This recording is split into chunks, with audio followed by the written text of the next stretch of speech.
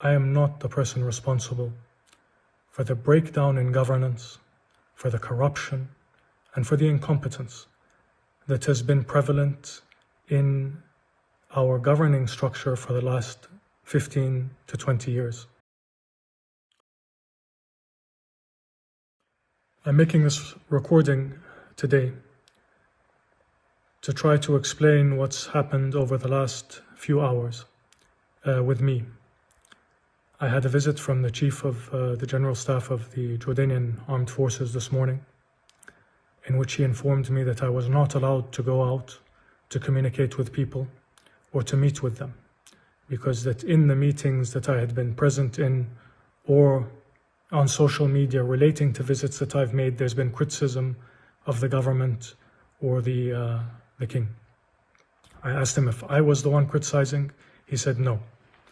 He said, but this was a warning from him, from the Chief of Police, and from the Chief of the Security Services, the Mukhabarat, that I should not leave my house, that I could only visit family, that I could not tweet, and that I could not communicate with people.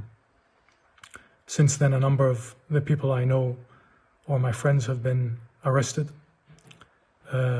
My security has been removed, and the internet and phone lines have been cut.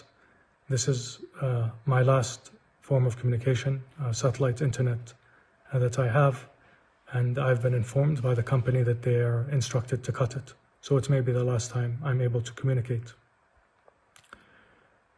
As I said to the Chief of Staff when he came, I am not the person responsible for the breakdown in governance, for the corruption, and for the incompetence that has been prevalent in our governing structure for the last 15 to 20 years and has been getting worse by the year.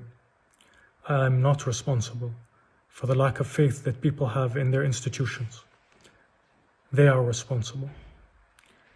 Unfortunately, this country has gone from one that was at the forefront of the region in terms of education and healthcare, in terms of human dignity and freedoms, to one in which even to criticize a small aspect of a policy leads to arrest and abuse by the security services.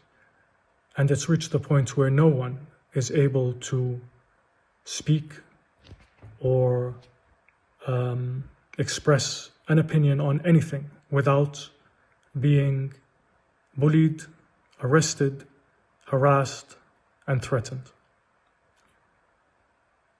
This is a very sad and unfortunate turn for a country that, as I said, used to be in the forefront of the region.